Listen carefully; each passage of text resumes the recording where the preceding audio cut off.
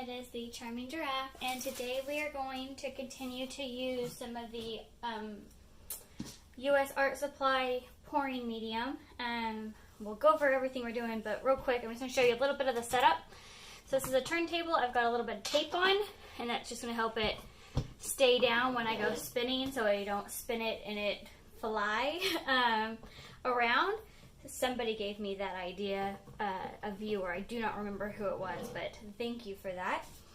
And then this is a 8x10 canvas. It's a pour over, so I spray painted it black, and I put the tape on the little push pins. I put push pins in most of my pieces to keep it from like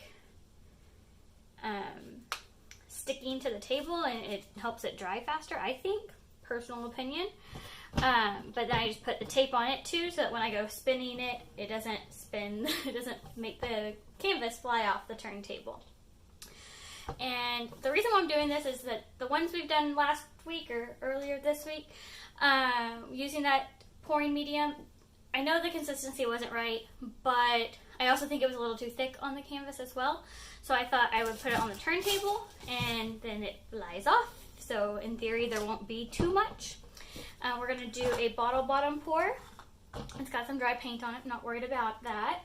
The colors we're using are the Liquitex Basics Medium Magenta, Apple Barrel Key West, decorart Extreme Sheen Amethyst, Artist Loft Flow Acrylic Gold, and then I also have a color, I don't know if I'll use it or not because it was a little chunky. It's the Key West and Artist Loft Flow Acrylic White mixed together, so it's just a lighter color of this. That's the only difference, just a little bit lighter. It was chunky. I was trying to get it to kind of thicken up because this is super thin and watery. So I thought if I added some white to it, which is a heavier paint, then it would thicken it up, but it kind of got chunky, and I just kept stirring and stirring, and that's where we're at. So let me get a cup, and we'll make a dirty cup, and then we will pour it on the bottle bottom and go from there. I'm just going to scoot this out of the way a little bit. Hopefully this will be in frame. Let's take a look-see. Where is it? It's see-through. I can't tell. I'll do it right here so I know you guys can see it. Oh, here's the cup. And so there's no black or white. But I think there's a lot of contrast here. I've done these colors, similar colors to this, and this is a huge cup. I don't know how many ounces it is. 16. We're not going to need 16 ounces for an 8x10 canvas, but it's just what I have handy, so it's what I'm going to use. But I've used these colors before on a painting, and I thought I'd give them a try. Working with these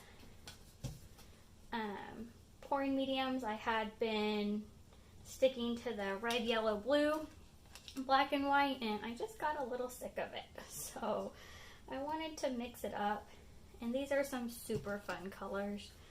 If I make this cup too full, I can just use it in something else later. I'm not worried about that. Which I probably will. That's how I roll.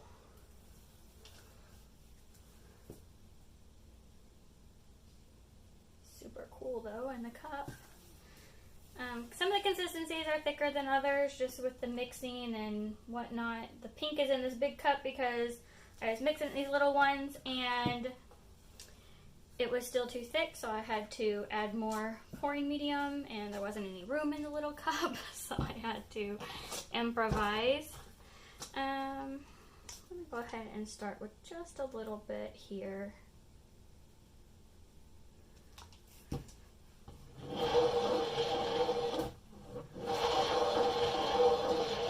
That's not really doing anything, but it's okay. When I spin this, I'll mute you because it will be loud and obnoxious. But we'll go ahead and do this bottle bottom pour. I thought we had a lot of contrast, but looking at how they kind of mixed in the cup, not so much. I wouldn't say they're muddy necessarily, but they're definitely muted. Alright, we got plenty of paint. Let's turn it that way. Pull this off. And in the past, I like 1 second. I thought most of this through, but I didn't think this part through when I put that part in the middle. I'm going to see if I can get rid of some of it.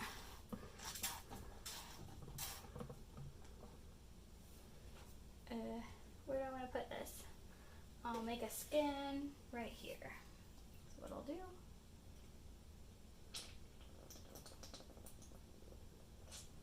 Probably off camera, but there's a lot of air in there.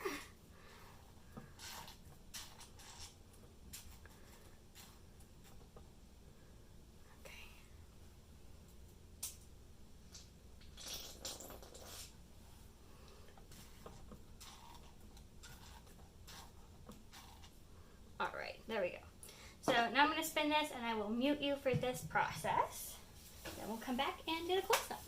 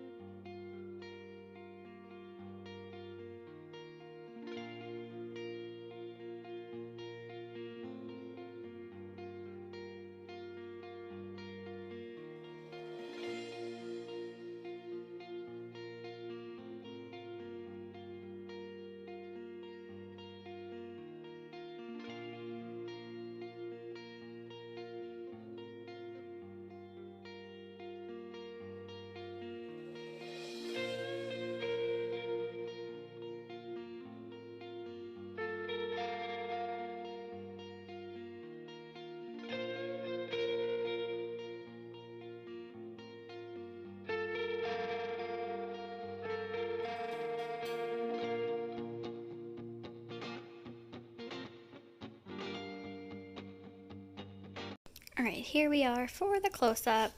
Definitely kind of maintained the shape, but the Key West aqua greeny color definitely took over. You can see the sparkle in there from the gold and the amethyst by decorart Extreme Sheen. So it's really pretty sparkly. Still got some of those tree ring lines in here.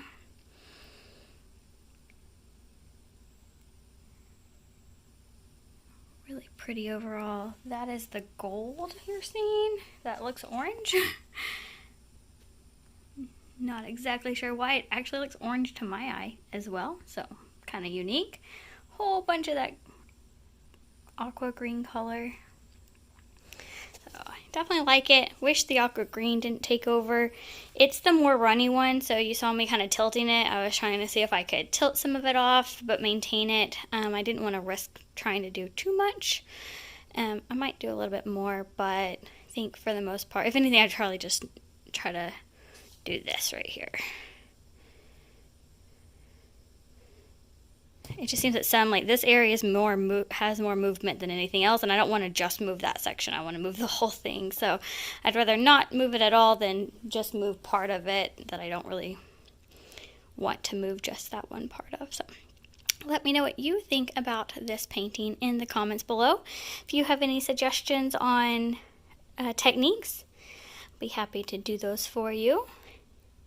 Thank you for watching. Don't forget to subscribe, like, and share, and do what makes you happy.